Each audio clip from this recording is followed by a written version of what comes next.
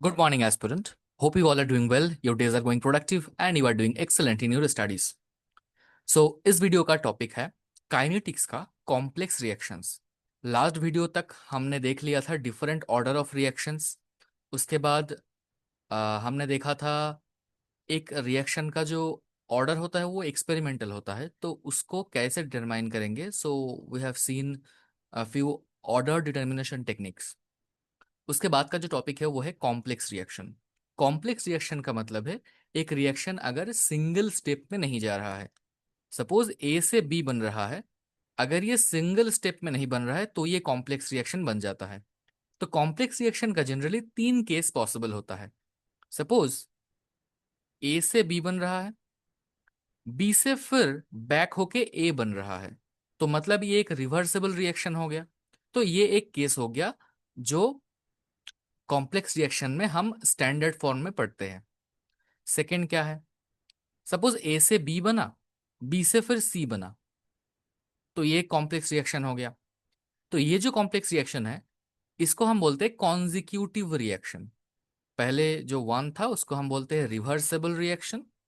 Second वाला जो है इसको हम बोलते हैं कॉन्जिक्यूटिव रिएक्शन। कॉन्जिक्यूटिव कॉन्जिक्यूटिव का हिंदी में मतलब होता है एक के बाद एक। ओके, तो कॉन्जिक्यूटिव।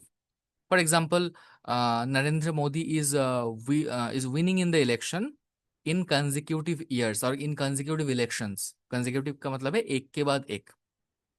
ओके, तीन क्या है, सपोज ए से बन रहा है दो प्रोडक्ट बी एंड सी, इसको हम बोलते हैं पैरेलल रिएक्शन।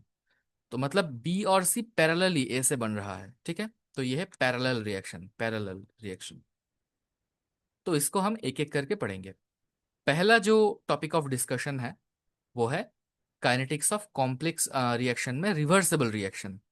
बट इसमें और एक चीज है कि ये जो डेरिवेशन मैं यहाँ पर कराऊंगा ये कोई एग्जाम में नहीं आने वाला, कोई वन डे एग्जाम में, कोई कॉम्पिटिटिव एग्जाम में ये डेरिवेशन नहीं आने वाला। बट जो फाइनल एक्सप्रेशन है वो आपको समझना पड़ेगा।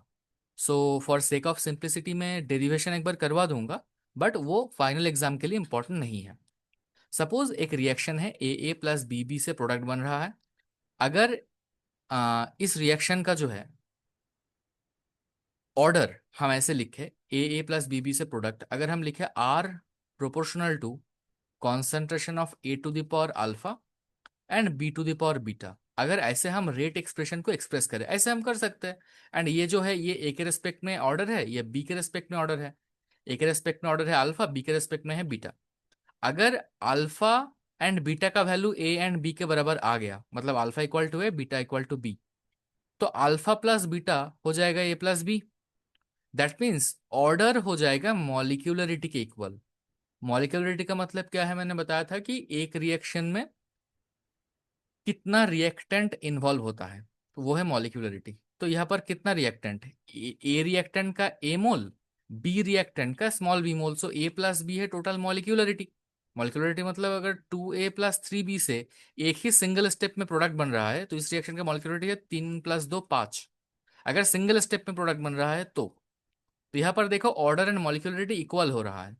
तो ये जो रिएक्शंस है ये सिंगल स्टेप रिएक्शन होता है, ठीक है, जहाँ पर ऑर्डर इक्वल टू मॉलिक्यूलरिटी होता है। तो यहाँ पर alpha equal to A beta equal to B होगा, मतलब ये सिंगल स्टेप में जाएगा। बट जो सिंगल स्टेप में नहीं जाएगा वही होगा हमारा कॉम्प्लेक्स रिएक्शन।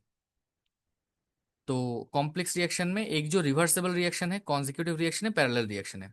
रिवर्सिबल को ऑपोजिंग रिएक्शन भी हम बोल सकते हैं, क्योंकि मतलब एक स्टेप को दूसरा स्टेप अपोज कर रहा है। तो ये तीन टाइप का होता है, opposing reaction, consecutive reaction, parallel reaction. Okay, in this reaction जो कॉम्प्लेक्स रिएक्शन है, जो मल्टी स्टेप रिएक्शन है, मतलब एक से ज्यादा स्टेप है, उसमें जो स्लोएस्ट स्टेप है उसको बोला जाता है आरडीएस, मतलब rate determining step. Okay, each complex reaction, हर एक जो कॉम्प्लेक्स रिएक्शन है, mechanism consist of a number of elementary steps, मतलब कोई भी कॉम्प्लेक्स रिएक्शन हो उसमें एक से ज्यादा, कोई भी कॉम्प्लेक्स रिएक्शन हो उसमें एक से ज्यादा एलिमेंट्री स्टेप्स इन्वॉल्व होते हैं, मतलब सिंगल स्टेप इन्वॉल्व होते हैं। ऑब्वियसली अगर ए से बी बन रहा है मल्टी स्टेप में, तो ए से कुछ बन रहा होगा, उससे सी बन रहा होगा, उससे कुछ और बन रहा होगा, उससे कुछ और बन रहा होगा, फाइनली प्रोडक्ट बन रहा होगा। तो ये हर एक स्टेप को, ये एक एलिमेंट्री रिएक्शन हम कंसिडर कर सकते हैं। एलिमेंट्री मतलब सिंगल स्टेप रिएक्शन। तो हर एक स्टेप को हम एक सिंगल स्टेप रिएक्शन की तरह कंसिडर कर सकते हैं। तो यही बताया गया है यहाँ पर। This elementary reactions can be the following types: OCP, opposing consecutive parallel. ठीक है। तो एक कॉम्प्लेक्स रिएक्शन है, सपोज ए से बन रहा है प्रोडक्ट। सपोज ए से पहले बी बना, बी से बना सी, बट बी से जो सी बन रहा है वो सी ऑपोज कर रहा है उसको। ठीक है, सी से फिर बी बन जा रहा है। अब सी से बना डी, सॉरी सी से बना डी, डी से फिर बन रहा है ई, ई से फिर एफ एंड जी बन रहा है। सपोज ये एक टोटल रिएक्शन है। इसमें ओवरऑल रिएक्शन क्या है? ओवरऑल मतलब ए से एफ प्लस जी बन रहा है, यही है ना ओवरऑल रिएक्शन। तो ये तो एक कॉम्प्लेक्स रिएक्शन है, मतलब एक मल्टी स्टेप रिएक्शन है। इसमें कभी भी ऑर्डर मॉलिक्यूलरिटी के इक्वल नहीं आएगा, मतलब alpha plus beta equal to A plus B नहीं आएगा।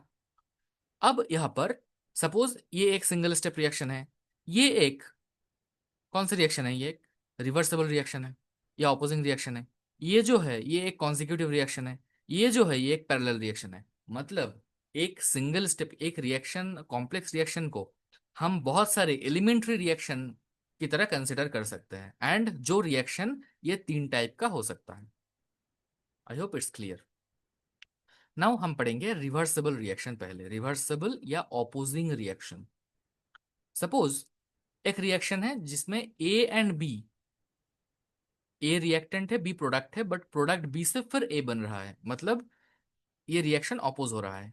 अब ये देखो, यहाँ पर ए के आगे कुछ नंबर नहीं लिखा, बी के आगे कुछ नंबर नहीं लिखा। मतलब ये है कि यहाँ पर एक फर्स्ट ऑर्डर रिएक्शन को ऑपोज कर रहा है दूसरा फर्स्ट ऑर्डर रिएक्शन। सिंपल, अगर ए टू बी होता, अगर ये एक स्टेप में सिर्फ ए टू बी जाता तो इसको हम फर्स्ट ऑर्डर बोलते। सिंगल स्टेप में जा रहा है। बी से अगर ए आता तो उस रिएक्शन को भी हम फर्स्ट ऑर्डर बोलते। तो यहां पर हम बोलेंगे ए रिवर्सिबल बी, इसका मतलब है first order reaction is opposed by a first order reaction. दूसरा वाला हम देखते हैं, टू ए से बी बन रहा है एंड वो रिवर्स हो रहा है, तो यहां पर हम क्या बोलेंगे? First order reaction, second order reaction is opposed by first order reaction. या टू ए की जगह ए प्लस बी भी हो सकता है, उससे सी बन रहा है वो अपोज हो रहा है, तो ये केस है second order opposed by first order reaction का। ए से टू भी बन रहा है तो first order followed by second order reaction, या first order opposed by second order reaction. ये भी वैसा ही एग्जांपल है। Okay, we study kinetics to know concentration of reactant at any point of time. Kinetics हम स्टडी करते हैं ऐसे रिएक्शंस का कि रिएक्टेंट का कॉन्सेंट्रेशन किसी भी टाइम पर क्या है वो जानने के लिए। किसी भी रिएक्शन का, सॉरी एक सेकेंड, हाँ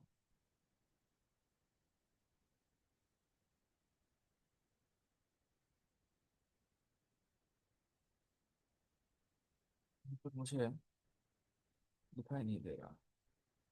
okay, okay sorry for that. Now okay, तो first order reaction is opposed by first order reaction, ये इसमें सबसे सिंपलेस्ट केस बनेगा, है ना। ये तो थोड़ा सा कॉम्प्लिकेटेड हो जाएगा, ये सारा ये जो प्रोसेस है इसको एनालाइज करने के लिए, वो भी हम देखेंगे। बट यहाँ पर first order reaction is opposed by first order reaction, इसको हम देखते हैं। सपोज रिएक्शन है हमारा ये, ए से बन रहा है बी, K1 K-1। K-1 का मतलब अपोज कर रहा है ना, तो के इनवर्स ऐसे लिख रहे हैं हम, K-1। ठीक है।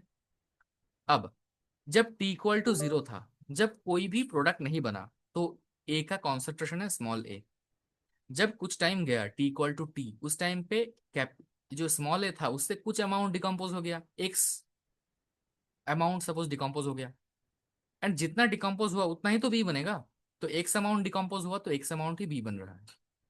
सपोज ये जो टाइम है, ये जो रिएक्शन है, ये इक्विलिब्रियम में आ गया। इक्विलिब्रियम में आने का मतलब है rate of forward reaction equal to rate of backward reaction. Suppose ऐसा एक सिचुएशन आ गया जहां पर दोनों रिएक्शन का रेट बराबर हो गया, तो T equal to T E Q, मतलब इक्विलिब्रियम का जो टाइम, उस टाइम पे जब ये रिएक्शन आ गया, तब ए से कुछ अमाउंट उस टाइम पे भी डिकम्पोज होगा। सपोज एक्स ई वो अमाउंट है जो इक्विलिब्रियम जब रिएक्शन आया, ए का उतना पोर्शन डिकम्पोज हो गया। रिएक्शन जब इक्विलिब्रियम में आया, that is T equal to T E Q, उस टाइम पे ए का जो कॉन्सेंट्रेशन था, ए स्मॉल ए, उससे एक्स ई अमाउंट रिएक्टेंट डिकम्पोज हो गया, तो उतना ही अमाउंट प्रोडक्ट बना होगा, बी का अमाउंट उतना ही होगा, राइट। नाउ जब at T equal to T, जब कुछ टाइम बाद रिएक्शन हम देख रहे थे, तो ए माइनस एक्स जो है एंड एक्स जो है, इतना अमाउंट आपस में इक्विलिब्रेट कर रहा था, मतलब आपस में एक्सचेंज हो रहा था, जिसका फॉरवर्ड रिएक्शन है रेट कांस्टेंट है के वन, बैकवर्ड रेट कांस्टेंट है के माइनस वन। जब ए माइनस एक्स ई हुआ, मतलब जब रिएक्टेंट इक्विलिब्रियम में आया, उस टाइम पे फॉरवर्ड रिएक्शन का रेट कांस्टेंट है के वन, बैकवर्ड का के माइनस वन। एंड उस टाइम पे जो प्रोडक्ट बन रहा है कितना बन रहा है, इक्विलिब्रियम में कितना प्रोडक्ट बन रहा है, एक्स ई अमाउंट प्रोडक्ट बन रहा है, क्योंकि एक्स ई अमाउंट ही तो इक्विलिब्रियम में डिकम्पोज हो रहा है ए से, है ना। तो ये केस हमने देख लिया। अब देखो, इसको थोड़ा सा हम एक्सटेंड करेंगे, अभी हम इक्वेशन पे आए नहीं हैं। अब देखो, एट इक्विलिब्रियम जो है, at equilibrium formation rate equal to decomposition rate, मतलब जितना फॉर्मेशन का रेट है, रेट ऑफ फॉरवर्ड रिएक्शन, उतना ही रेट ऑफ डिकम्पोजिशन है, ठीक है। तो ऐसे हम लिख सकते हैं, ऐसे यहाँ यहाँ से भी हम कर सकते हो वो वैसे। सपोज जो इक्विलिब्रियम हमने लिखा था, ए माइनस एक्स से एक्स बन रहा है, के वन के इनवर्स वन है फॉरवर्ड एंड बैकवर्ड रिएक्शन का रेट कांस्टेंट। तो हम फॉरवर्ड रिएक्शन ऐसे लिख सकते हैं, ए माइनस एक्स से बन रहा है एक्स, बैकवर्ड रिएक्शन आप लिख सकते हैं एक्स से बन रहा है ए माइनस एक्स, जिसका रेट कांस्टेंट है के इनवर्स वन।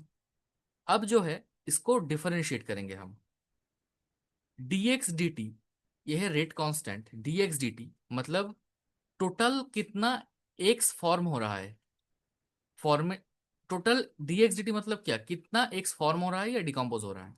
तो ये कितना होगा, Q one into A minus X. अब देखो Q one into A minus x ऐसे आएगा कि ये जो ए माइनस एक्स से एक्स बन रहा है, जितना प्रोडक्ट बनता है उसके रिस्पेक्ट में ही हम तो लिखते हैं ना। सपोज ए से बी बन रहा है, so D B D T equal to K into A to the power order, हम लिखते हैं ना ऐसे। तो डी बी डी टी ऐसा ही तो हम लिखते हैं। तो यहाँ पर ए माइनस एक्स से जो एक्स बन रहा है, तो ए माइनस एक्स से एक्स बन रहा है तो डी एक्स डी टी हुआ। एंड उसको हम लिख सकते हैं के वन इंटू ये जो है रिएक्टेंट का कॉन्सेंट्रेशन था उसका पावर एन। अब ये अगर सिंगल स्टेप रिएक्शन है, इसको हम फर्स्ट ऑर्डर, हमने एज्यूम क्या किया था कि first order reaction is opposed by first order reaction, तो इसका ही ऑर्डर फर्स्ट, है ना। तो इसीलिए यहाँ पर कुछ नहीं लिखा। तो D X D T equal to K one into A minus X. Similarly minus D X D T cube है यहाँ पे। देखो इसको हम D of A minus X upon D T लिखेंगे, इसको हम D of A minus X upon D T ऐसे लिखेंगे ना, equal to K inverse into X, K inverse into X ऐसा आना चाहिए। तो इसको हम डिफरेंशिएट करेंगे तो minus D X D T आएगा, क्योंकि ए कांस्टेंट है। ए कांस्टेंट क्यों है, क्योंकि ए है रिएक्टेंट के इनिशियल कॉन्सेंट्रेशन, जो कि हमें पता है ना, ये एक फिक्स वैल्यू है। तो इसको हम कांस्टेंट ही मानते हैं, एंड कांस्टेंट का डिफरेंशियल जीरो होता है। ओके। अब टोटल कितना फॉर्मेशन, ओवरऑल डीएक्सडीटी कितना है। देखो डीएक्सडीटी, ओवरऑल डीएक्सडीटी मतलब ये प्लस ये, तो यहां से डीएक्सडीटी कितना आया, के one into A minus x. And यहां से डीएक्सडीटी कितना आया, ये तो डीएक्सडीटी ये तो कम हो रहा है ना, तो इसको नेगेटिव करना पड़ेगा, माइनस ऑफ के इनवर्स एक्स। तो के one of A minus x minus K one x, ये हो गया डीएक्स डी का वैल्यू। अब देखो, ये तो डीएक्स का डी कुछ वैल्यू है, अगर इक्विलिब्रियम पे है सिस्टम, एट इक्विलिब्रियम, तो ये जो फॉर्मेशन रेट है, ये जो फॉर्मेशन रेट है एंड ये जो डिकम्पोजिशन रेट है, ये इक्वल हो जाता है इक्विलिब्रियम पे। इक्विलिब्रियम पे भी हम ऐसे एक्सप्रेशन बना सकते हैं, D x E by D T and minus D x E by D T. ऐसा करेंगे तो लेफ्ट हैंड में एक्सप्रेशन क्या आएगा, के one into A minus x E. Right hand में क्या एक्सप्रेशन आएगा, के इनवर्स इंटू एक्स ई। तो ये इक्वेट कर देंगे हम, ठीक है। यहाँ से एक्स ई का वैल्यू हमने निकाल लिया, के इनवर्स का भी वैल्यू हमने निकाला है, एंड एक्स ई का जो वैल्यू है वो भी हमने निकाला है। इतना क्लियर है। अब देखो, ये जो डी एक्स डी टी, ये जो एक्सप्रेशन था, यहाँ पर हम, एक सेकेंड, के इनवर्स एक्स था ना ये तो के इनवर्स था, के इनवर्स इनटू एक्स, तो मतलब ये के इनवर्स है, के इनवर्स एक्स था। ये जो के इनवर्स है, ये जो के इनवर्स का वैल्यू हमने निकाला इसको हम यहाँ पर पुट करेंगे। देखो यही आया D X D T equal to K one into A minus X, K one into A minus X. अब माइनस ये वाला टर्म इंटू एक्स, ये वाला टर्म क्या है, यही तो है हमारा के इनवर्स जो हमने यहाँ से डिराइव किया था, है कि नहीं। ओके, यहाँ पर सिंपल कैलकुलेशन है, कैलकुलेशन आप ऐसे देख लेना, मैं कैलकुलेशन नहीं दिखा रहा। तो फाइनली जो एक्स का वैल्यू आएगा वो ये आएगा, X equal to K one A by K one plus K minus one, third bracket one minus E to the power minus K one plus K inverse into T. ये आ गया हमारा expression. पहला वाला जो ये पूरा टर्म है, थर्ड ब्रैकेट के बाहर जो टर्म है, इसका ही एक्सप्रेशन है एक्स ई जो हमने यहाँ पर डिराइव किया था। ये जो एक्स ई का वैल्यू है वही ये है। तो एक्स ई का वैल्यू ये भी हम यहाँ पर लिख सकते हैं, ठीक है। X equal to X into one minus E to the power minus K one plus K inverse T हो गया। अब देखो फाइनल हमारा मोटो क्या था, हम ये रिएक्शन क्यों पढ़ रहे हैं कि एट एनी टाइम हमें रिएक्टेंट प्रोडक्ट का कॉन्सेंट्रेशन ये सब पता हो। At any time at T equal to T, A का कॉन्सेंट्रेशन क्या है, कैपिटल ए, मतलब ए थर्ड ब्रैकेट यही है ना, इसका मतलब है स्मॉल ए माइनस एक्स, यही हमने लिखा था लास्ट स्लाइड जो है। हाँ, ए माइनस एक्स है with time T equal to T time पे रिएक्टेंट का कॉन्सेंट्रेशन कितना है, ए माइनस एक्स है। तो ए माइनस एक्स पे ही हम जाएंगे अब, ए माइनस एक्स। अब एक्स का वैल्यू तो पता लग गया, ए का वैल्यू तो हमें ऑलरेडी पता है क्योंकि एक रिएक्टेंट का इनिशियल कॉन्सेंट्रेशन कितना है वो तो हम जानबूझ कर ही डालेंगे ना, रिएक्टेंट कितना कॉन्सेंट्रेशन है वो हमें पता होगा। तो यहाँ पर सिर्फ एक्स का वैल्यू हम पुट करेंगे, फिर थोड़ा सा कैलकुलेशन करके ये जो ए का वैल्यू आ गया वो ऐसे आ जाएगा, ठीक है। तो यही है बी का वैल्यू, कॉन्सेंट्रेशन ऑफ बी का वैल्यू क्या होगा, बी का वैल्यू क्या है टी टाइम पर, बी का वैल्यू क्या है टी टाइम पर, T equal to T, B का कॉन्सेंट्रेशन कितना है सिर्फ एक्स है, एंड एक्स का वैल्यू तो ऑलरेडी हमने निकाल लिया है, तो सिर्फ एक्स है, तो ये जो था ये टर्म यही होगा पूरा, है ना। तो ए का जो यहाँ पर जो थोड़ा कैलकुलेशन कर सकते हो मल्टीप्लाई ये सब करके, सिंप्लीफाई करके, वो मैंने नहीं किया है, ऐसे ही रख दिया है, ठीक है।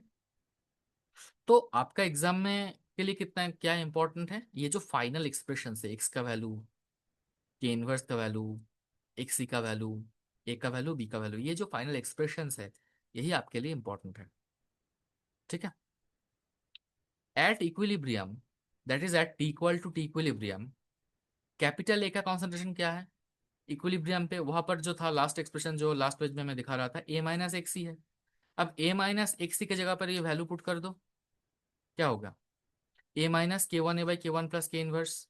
बी का वैल्यू क्या है इक्विलिब्रियम पे, ये जो कॉन्सेंट्रेशन है ये तो इक्विलिब्रियम का कॉन्सेंट्रेशन है ना, ए और बी का, बी का इक्विलिब्रियम कॉन्सेंट्रेशन क्या है एक्स सी है, एक्स सी का मतलब है के one A by K one plus K inverse one.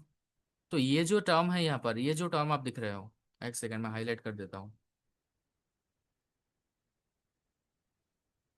ये जो टर्म आप दिख रहे हो यहाँ पर, दिख रहे हो, तो ये जो है ये एक्स सी भी हम बोल सकते हैं इसको, एक्स सी तो बोल ही सकते हैं, इक्वल टू बी इक्विलिब्रियम बोल सकते हैं, यहाँ पर लिखा हुआ है कैपिटल बी एट इक्विलिब्रियम, क्योंकि ये सब सेम ही वैल्यू है, बी इक्विलिब्रियम का वैल्यू, एक्स सी का वैल्यू, और के one A by K one plus K inverse इसका वैल्यू एक ही है, क्योंकि यहाँ पर एक्स सी का एक्सप्रेशन यहाँ से हमने ऐसे डिराइव किया था, ठीक है, ऐसे डिराइव किया था हमने।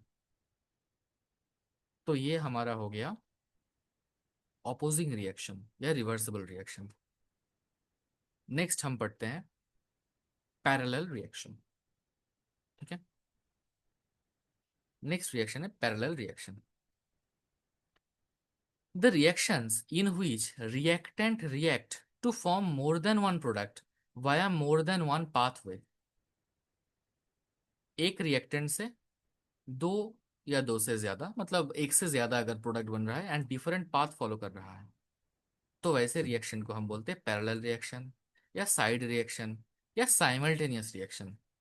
इसका बहुत ही जाना पहचाना एग्जाम्पल है फेनॉल का नाइट्रेशन। मतलब ऑर्गेनिक पे हम बहुत जगह पर देखते हैं कि दो प्रोडक्ट बन रहा है, ऑर्थो बन रहा है, पैरा बन रहा है, कहीं कहीं पे तीन बन रहे हैं, ऑर्थो मेटा पैरा। फेनॉल का अगर हम नाइट्रेशन करते हैं तो एक प्रोडक्ट बनता है ऑर्थो नाइट्रोफेनॉल, एक प्रोडक्ट बनता है पैरा नाइट्रोफेनॉल। इसका पहला वाला जो प्रोसेस है उसका रेट एंड दोनों का रेट अलग होगा, ये सपोज आपको पता होगा कि नहीं, आई डोंट नो आपको अंदाजा होगा कि नहीं। आपको शायद लगता होगा कि एक रिएक्टेंट से अगर दो प्रोडक्ट ऐसे बन रहा है तो दो सेम रेट पे बन रहा होता है। सेम रेट नहीं है, दोनों का बनने का रेट अलग है। ठीक है, K1 K2। ऐसा नहीं है कि जितना स्पीड में फेनॉल से ऑर्थोनाइट्रोफेनॉल बन रहा है उतना ही स्पीड पे पैरानाइट्रोफेनॉल बन रहा है, ऐसा नहीं है। रेट अलग होते हैं जनरली। ठीक है, चलो पैरेलल रिएक्शन। एक चीज लास्ट उसमें हमारा छूट गया था, चलो बाद में देखते, पैरेलल कंप्लीट कर लेते हैं पहले। अब देखो, सपोज रिएक्टेंट है ए से प्रोडक्ट बना P1। कितना मोल प्रोडक्ट बना?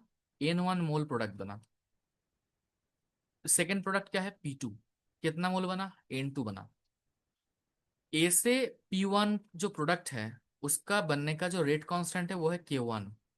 P2 बनने का रेट कांस्टेंट है K2।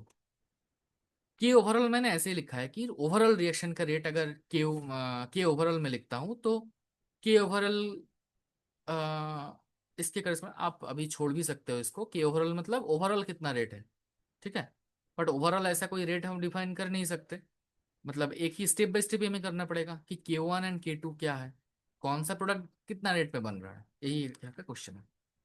अब देखो, सपोज जब T=0 है तब ए का रिएक्टेंट का इनिशियल कॉन्सेंट्रेशन है ए। प्रोडक्ट P1 का इनिशियल कॉन्सेंट्रेशन कुछ भी नहीं है, इसलिए हाइफन मतलब कुछ नहीं है। ठीक है, ब्लैंक। जब T=T है तब रिएक्टेंट का कॉन्सेंट्रेशन कुछ डिकम्पोज हुआ होगा, सपोज एक्स अमाउंट डिकम्पोज हुआ होगा।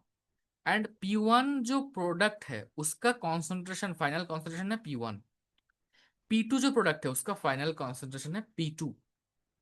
ठीक है, अब देखो, ये जो स्मॉल ए है, ये जो स्मॉल है वही रिएक्टेंट का इनिशियल कॉन्सेंट्रेशन था।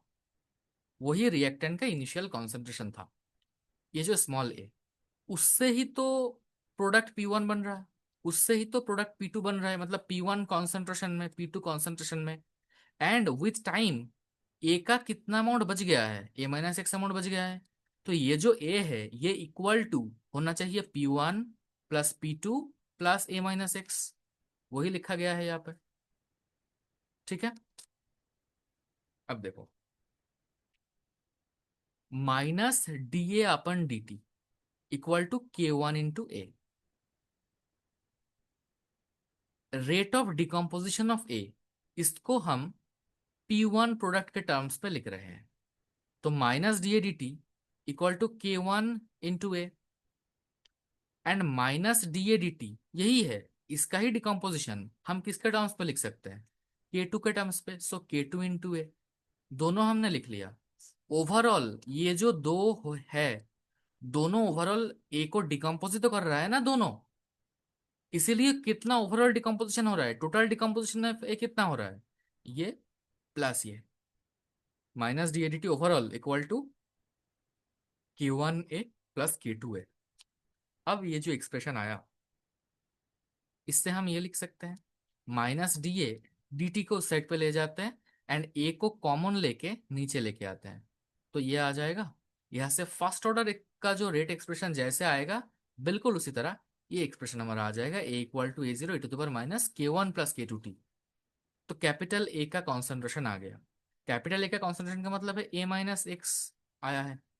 A0 का मतलब है स्मॉल ए। ठीक है, तो जैसे ही फर्स्ट ऑर्डर रिएक्शन जैसे हमने पढ़ा था, बिल्कुल फर्स्ट ऑर्डर रिएक्शन में क्या पढ़ा था हमने? A=A0 e⁻kt। यहाँ पर आएगा A=A0 e⁻k1 + k2t।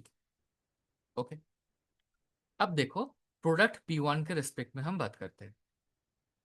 ए जो रिएक्टेंट है उससे सपोज सिर्फ N1 P1, सिर्फ ये स्टेप को हम कंसिडर करते हैं। यहाँ से ये जो बन रहा है इसी स्टेप को हम कंसिडर करते हैं। ए से N1 P1, N1 मोल P1 बन रहा है। अब जैसे हम सिंपल रेट एक्सप्रेशन लिखते हैं फर्स्ट क्लास में जो हमने सीखा था, -DA/dt equal to 1/N1 dP1/dt equal to K1 × A। ये हमने प्रोडक्ट के टर्म्स पे लिखा, ये हमने जो एक्सपेरिमेंटल जो रेट एक्सप्रेशन है वो हमने लिखा, ये हमने रिएक्टेंट के रिस्पेक्ट में लिखा। तो क्या हम लिख सकते हैं? देखो, ये जो दो इक्वेशन है इसको हम मर्ज कर देते हैं। dP1 dt equal to K1 N1 × A। K1 N1 ठीक है, ए का वैल्यू हमने निकाला है ऑलरेडी। ये ए का वैल्यू हमने पुट किया, फिर इंटीग्रेशन करके फाइनल एक्सप्रेशन हमारा ये आया। ठीक है, ये P1 का एक्सप्रेशन। तो ये देखो P1 का एक्सप्रेशन ये आया, K1 N1 A0 by K1 plus K2 1 minus e to the power minus K1 plus K2t। Similarly P2 का एक्सप्रेशन हम निकाल सकते हैं। सिमिलरली यहाँ पर सिर्फ N2 P2 करना है बस। तो एक्सप्रेशन हमारा आएगा K2N2 A0 by K1 plus K2 1 minus e to the power minus K1 plus K2t। Okay, यहाँ से हम P1/P2 अगर करें, P1/P2 करें तो आ रहा है N1K1/N2K2। ये बहुत ही इंपॉर्टेंट एक्सप्रेशन है, इससे न्यूमेरिकल क्वेश्चन भी आ सकता है। ठीक है, क्योंकि छोटा एक्सप्रेशन बन गया है ना। ये जो ये है, ये जो एक्सप्रेशन है, ये एक बार सिर्फ एक्सप्रेशन अगर आपको पता है तो ऐसे ऑप्शन दिया था कि पैरेलल रिएक्शन में प्रोडक्ट कॉन्सेंट्रेशन का एक्सप्रेशन क्या होगा। एक IIT जैम एग्जाम में आया था एक बार। चलो, अब यहाँ से कुछ ग्राफ हम डिराइव करेंगे। ठीक है, P1 एंड P2 का वैल्यू तो आ गया ना हमारा, तो यहाँ से P1/P2 का भी वैल्यू आ गया। तो P1/P2 हमारा क्या आ रहा है, N1K1/N2K2। P1 बन रहा है N1K1 प्रोपोर्शन, P2 बन रहा है N2K2 प्रोपोर्शन। तो कितना परसेंटेज P1 बन रहा है, प्रोपोर्शन से परसेंटेज कैसे आते हैं, हम कैसे डिराइव करते हैं, कितना परसेंटेज P1 बन रहा होगा, P1 का amount by total amount into 100। P1 का amount by total amount into 100। P2 का परसेंटेज कितना होगा, P2 का amount by total amount into 100। सो यहाँ से हम परसेंटेज P1 परसेंटेज P2 ये भी डिराइव कर सकते हैं। ये अभी आपको समझ नहीं आएगा, यहाँ पर जस्ट एक्सप्रेशन देख लो। आर्हेनियस इक्वेशन जब हम करेंगे ये तब आपको समझ में आएगा। सपोज ए से P1 P2 बनने पर ओवरऑल जो रेट कांस्टेंट है वो है K, ओवरऑल जो एक्टिवेशन एनर्जी है वो है E। अब इंडिविजुअल स्टेप को देखते हैं। P1 जब बन रहा है तो रेट कांस्टेंट है K1, एक्टिवेशन एनर्जी है E1। P2 जब बन रहा है तो रेट कांस्टेंट है K2, एक्टिवेशन एनर्जी है E2। तो E average, average activation energy ये आता है कि K1 E1 plus K2 E2 by K1 plus K2। तो ये अभी के लिए आप मेमोराइज कर लो। चलो, ये हो गया। अब देखो expression A = A0 e to the power minus K1 plus K2t, ये आया था। अब जितना टाइम जाएगा, ये रिएक्शन को देखो, ए से P1 एंड P2 बन रहा है। अब जितना टाइम जाएगा, ए का वैल्यू तो ए का कॉन्सेंट्रेशन तो डिकम्पोज करेगा ना, ए का वैल्यू कम होगा, ए का कॉन्सेंट्रेशन विथ टाइम कम होगा। बट क्वेश्चन नहीं है कि कम कैसे होगा, लिनियरली कम होगा या ऐसे कम होगा या ऐसे कम होगा या ऐसे कम होगा या ऐसे कम होगा या ऐसे कम होगा या ऐसे कम होगा, कैसे कम होगा, ग्राफ कैसा आएगा आएगा। तो देखो एक्सप्रेशन है ए का, A = A0 e to the power minus K1 plus K2t with time. ये एक्सपोनेंशियली डिके कर रहा है, एक्सपोनेंशियल डिके फंक्शन बोलते हैं इसको। एक्सपोनेंशियल डिके जैसे फर्स्ट ऑर्डर में करता था। तो ए का एक्सप्रेशन आएगा, सॉरी, ए का कॉन्सेंट्रेशन ऑफ ए ये ऐसे डिकम्पोज करेगा with time. P1 and P2 का कॉन्सेंट्रेशन विथ टाइम बढ़ेगा। अब कितना बढ़ेगा, सपोज P1 का जो रेट कांस्टेंट है K1, अगर K1 ज्यादा है, if K1 greater than K2, K1 very very greater than K2, K1 very very greater than K2 का मतलब है P1 प्रोडक्ट जल्दी बन रहा है। तो P1 का जो कॉन्सेंट्रेशन का जो वेरिएशन है वो ऐसे आएगा P1, तो P2 उसका नीचे होगा। अगर ऑपोजिट केस बनता है तो P1 नीचे होगा, P2 ऊपर होगा। ए का डिकम्पोजिशन वैसे ही एक्सपोनेंशियली डिके होगा। हो गया, पैरेलल रिएक्शन हो गया। अब इसका एक केस बचा हुआ था, देखो जो कॉन्जिक्यूटिव रिएक्शन था ना, थोड़ा सा ही बचा हुआ था, बट ये बिल्कुल भी इंपॉर्टेंट नहीं, एग्जाम में इतना डिटेल्स में नहीं आएगा। जो कॉन्जिक्यूटिव रिएक्शन हम पढ़ रहे थे, सॉरी कॉन्जिक्यूटिव नहीं, रिवर्सिबल रिएक्शन या ऑपोजिंग रिएक्शन, तो हम बोलते थे कि फर्स्ट ऑर्डर रिएक्शन से अपोज कर रहा है। ऐसा भी तो हो सकता है कि सेकेंड ऑर्डर रिएक्शन से अपोज फर्स्ट ऑर्डर रिएक्शन, तो उसका ही केस यहाँ पर दिखाया गया है। ये आपको खुद को देखना है, मैं इसको एक्सप्लेन नहीं करूंगा। फाइनल एक्सप्रेशन ये आता है, तो इसको आप देख लेना। यहाँ से एक मैं मार्जिन लगा देता हूँ ऐसे। यहाँ पर पूरा डेरिवेशन किया हुआ है, ये आपको खुद को देख के डिकोड करना है। एंड ये है first order reaction opposed by second order reaction. जब first order reaction second order को अपोज करता है तब एक्सप्रेशन क्या बनता है, या आप ऐसे देख के आप खुद पढ़ लेना। ठीक है, इसको मैं एक्सप्लेन नहीं कर रहा हूँ, एंड ये बहुत ज़्यादा इंपॉर्टेंट भी नहीं है, बट एक बार पढ़ लेना। ठीक है, लास्ट हमारा है जो कॉन्जिक्यूटिव रिएक्शन। कॉन्जिक्यूटिव रिएक्शन, देखो डेफिनेशन पढ़ते हैं। द रिएक्टेंट इन व्हिच, अच्छा हमने पहले भी तो बताया था ए से बी, बी से सी, ऐसे रिएक्शन को हम कॉन्जिक्यूटिव रिएक्शन बोलते हैं। तो ये थोड़ा सा ध्यान में रख के हम डेफिनेशन पढ़ते हैं, चलो। The reactions in which reactant is not directly converted to product, क्या ये से डायरेक्टली प्रोडक्ट बन रहा है? नहीं नहीं, दे अंडरगो वाया वन और more than one intermediate state. ये है इंटरमीडिएट, बीच में बन रहा है। एक भी हो सकता है, एक से ज्यादा भी हो सकता है, तो मोर देन वन और मोर देन वन इंटरमीडिएट के थ्रू पास होगा, उसको ही हम बोलेंगे कॉन्जिक्यूटिव रिएक्शन। जैसे एग्जांपल, ए से बी, बी से कुछ, सी से, बी से सी, सी से डी, ऐसे ऐसे सपोज जेड बन रहा है, तो ये एक कॉन्जिक्यूटिव रिएक्शन है। सपोज ए से बी बन रहा है, बी से सी बन रहा है, यही एक्सप्रेशन को, यही जो एग्जांपल है इसको लेके हम डेरिवेशन देखेंगे। ए से बी बन रहा है, बी से सी बन रहा है, ए से बी बनने का जो रिएक्शन का रेट है वो रेट कांस्टेंट है, जो है वो K1 है। बी से सी बनने का K2 है। जब T इक्वल टू जीरो था तब रिएक्टेंट का कॉन्सेंट्रेशन था A0, कैपिटल A0 या स्मॉल a, तब बी और सी कुछ नहीं बना। जब T equal to time T आया तब रिएक्टेंट ए का कॉन्सेंट्रेशन है A-X, बी का कुछ बना होगा सपोज Y, सी का कुछ बना होगा सपोज Z। अब एक्स वाई जेड ऐसे ना करके हम ए बी सी ही रखेंगे एक्सप्रेशन में, इसीलिए हम जो स्मॉल ए है उसको हम कैपिटल A0 रखते हैं। विथ टाइम ए डिकम्पोज होकर कितना रह गया है वो है कैपिटल ए। फाइनल प्रोडक्ट कितना बना टी टाइम पर वो है capital B.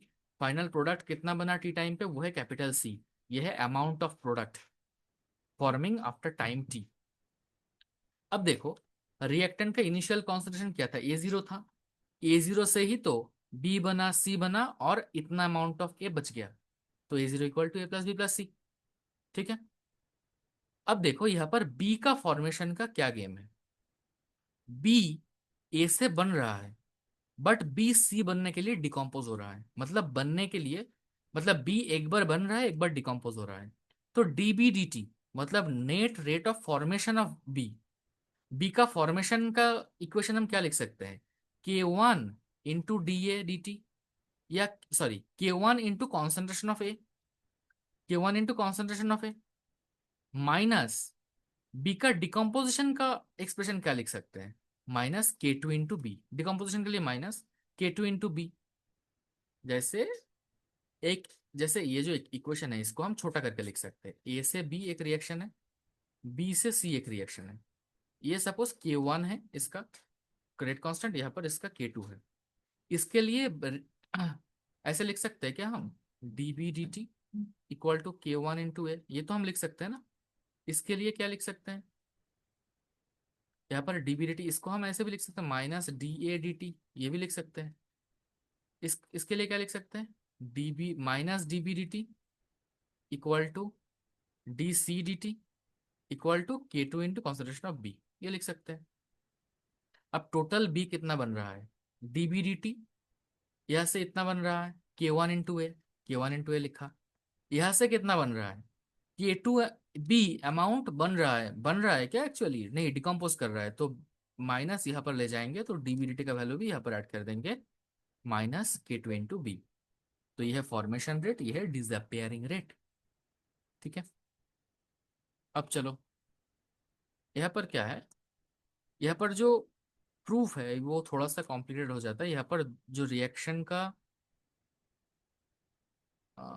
Yes, -DA/dt equal to K1 × A, ये जो एक्सप्रेशन है यहाँ से हम कैपिटल ए का कॉन्सेंट्रेशन ये आप निकाल सकते हो कि A0 e⁻k1t, A equal to A0 e⁻k1t, ये तो सिंपल है ना, यहाँ से आएगा -K1A इक्वल टू -DA/dt, यहाँ से आएगा। तो यहाँ से ए का वैल्यू आ गया। अब ए का जो वैल्यू है उस ए का वैल्यू को हम यहाँ पर पुट कर देंगे A0 e⁻k1t।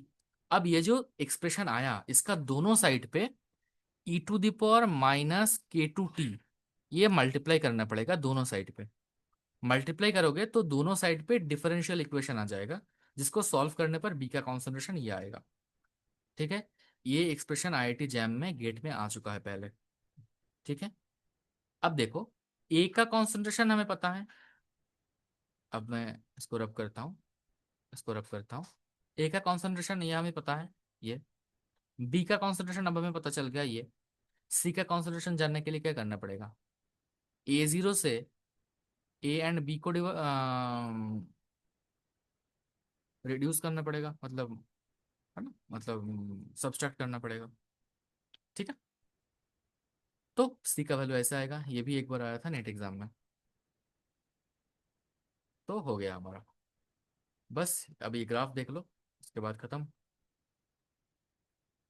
केस वन, ए से बी बन रहा है, बी से सी बन रहा है। अगर K1 बहुत ज्यादा है K2 से, मतलब ये बहुत फास्ट हो रहा है, तो क्या बी एक्यूमुलेट हो जाएगा ना विथ टाइम? बी जम जाएगा ना रिएक्शन में। ए से बी, सपोज यहाँ से कुछ यहाँ पर आ रहा है, यहाँ से कुछ यहाँ पर आ रहा है, ये अगर बहुत फास्ट आ रहा है, ये स्लो जा रहा है, तो ये विथ टाइम ये एक्यूमुलेट हो जाएगा ना एक जगह पे, एक जगह पे जम जाएगा। तो देखो, ए विथ टाइम डिकम्पोज करता है। ए तो कम ही होगा क्योंकि ये रिएक्टेंट है। कैसे कम होगा? एक्सपोनेंशियली कम होगा। क्यों? क्योंकि यहाँ पर देखो एक्सपोनेंशियल डीके फंक्शन आ गया। बी और सी का, बी क्या होगा? बी विथ टाइम एक्यूमुलेट कर जाएगा, बहुत ज्यादा कॉन्सेंट्रेशन हो जाएगा, फिर कम होगा एक टाइम के बाद। तो ये जो मैक्सिमम कॉन्सेंट्रेशन है, इसको हम बी मैक्स बोलेंगे, बी का मैक्सिमम कॉन्सेंट्रेशन। सी भी विथ टाइम बढ़ेगा, तो सी भी विथ टाइम बढ़ रहा है। ठीक है, ये केस वन है। केस टू क्या है? मान लो, जो है, इससे ये बन रहा है, इससे ये बन रहा है, ये बहुत स्लो बन रहा है एंड ये बहुत फास्ट फास्ट जा रहा है, तो बी क्या विथ टाइम वो एक्यूमुलेट हो पाएगा? नहीं, वो बहुत जल्द डिकम्पोज हो जाएगा। हाँ, इसका कॉन्सेंट्रेशन बहुत ही कम होगा बी का। यही हो रहा है, देखो, ए तो कम ही होगा एक्सपोनेंशियल डीके, सी बहुत ज्यादा है, बट बी देखो बढ़ नहीं पाया, बी बहुत ही कम, बहुत ही कम। ठीक है, with time B almost nil, almost नहीं है। ठीक है, चलो, बी और सी ऑलमोस्ट पैरेलली चलेगा अगर K1 इक्वल टू K2 हो हुआ तो। ठीक है, इन बिटवीन। तो ये दो केस बनता है हमारा। अब बी का जो मैक्सिमम कॉन्सेंट्रेशन है, बी मैक्स, उसका वैल्यू ये है। आ, ये एक्सप्रेशन थोड़ा सा, एक सेकेंड। शो, एक सेकेंड, ये दिखाई नहीं दे रहा।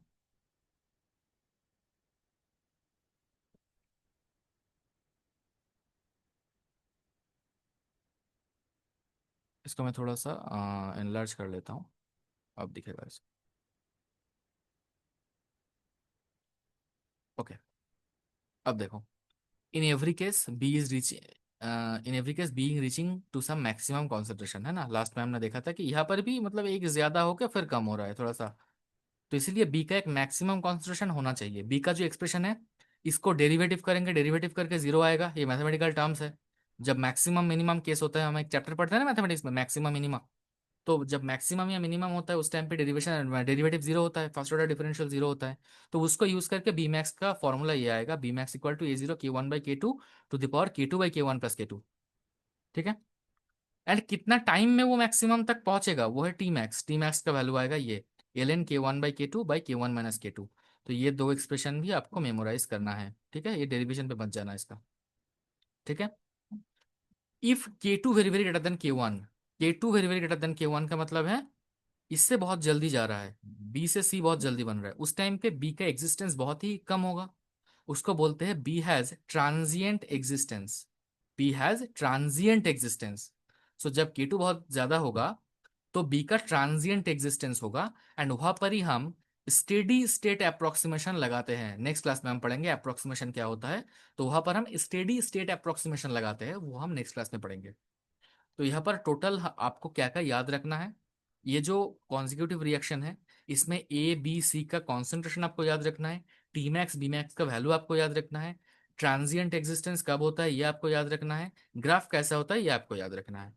फिर यहाँ पर आया जो पैरेलल रिएक्शन, इसमें परसेंटेज P1 कैसे आता है, परसेंटेज P2 क्या होता है, ये आपको याद रखना है फॉर्मूला। ई एवरेज का फॉर्मूला क्या होता है, P1 P2 का फॉर्मूला क्या होता है, एंड P1/P2 का फॉर्मूला क्या होता है, ये आपको याद रखना है। ये ग्राफ, ये आपको याद रखना है। कंडीशन देके आपसे ग्राफ पूछ पूछ सकता है एग्जाम में, ऑप्शन में ग्राफ हो सकता है, या ग्राफ क्वेश्चन में होकर आ सकता है कि ये कौन सा केस है। ठीक है, फिर अपोजिंग ये बिल्कुल भी इंपॉर्टेंट नहीं है, first order opposed by, sorry second order opposed by ये बिल्कुल भी इंपॉर्टेंट नहीं है। बट एक बार आपको करना है, आप प्रिपरेशन कर रहे हो तो स्टडी आपको एक बार करना होगा, ठीक है, ये छोड़ छोड़ मत देना, ठीक है। तो अब आ गया हमारा जो अपोजिंग रिएक्शन है उसमें, हाँ, बी का कॉन्सेंट्रेशन, ए का कॉन्सेंट्रेशन, ये जो मैंने बताया है, एक सी का कॉन्सेंट्रेशन, के इनवर्स का वैल्यू जो है, एक्स का वैल्यू जो आता है वो, ये सब आपको याद रखना है। यहाँ पर एक टर्म है रिलैक्सेशन टाइम, इसको ये एक बार एक किसी ना किसी एग्जाम में आया था तो इसलिए मैंने नोटबुक में नोट कर लिया था। ये जो अपोजिंग रिएक्शन है इसका रिलैक्सेशन टाइम किसको बोलते हैं, 1/k1 + k2, इस टर्म को रिलैक्सेशन टाइम बोलते हैं। ये कोई रोमन लेटर है, ये सपोज किसी एग्जाम में आया था या किसी बुक से मैंने लिखा था ये एक रोमन लेटर है, क्या लेटर है ये भी मुझे याद नहीं आ रहा। तो ये इक्वल टू है 1/k1 + k2, तो एक टर्म होता है ये, ऐसे ही आप याद रख लो कि जो अपोजिंग रिएक्शन होता है उसमें एक टर्म होता है रिलैक्सेशन टाइम, जिसको डिराइव करने के लिए हमें क्या चाहिए, 1/k1 + k2, k1 k2 का वैल्यू दिया हुआ हो तो रिलैक्सेशन टाइम अगर हमसे पूछे तो हम बता सके, ठीक है। तो यही हो गया हमारा 3 टाइप का कॉम्प्लेक्स रिएक्शन पढ़ने के लिए, जो 3 एलिमेंट्री स्टेप्स है जिसके रिस्पेक्ट में हम कॉम्प्लेक्स रिएक्शन को पढ़ते हैं वो हमने पढ़ लिया। सो आई होप आपको ये समझ आया होगा। If you have any confusion, let me know in the comment section, or if you have any general queries you can always comment below. So till then, have a nice day.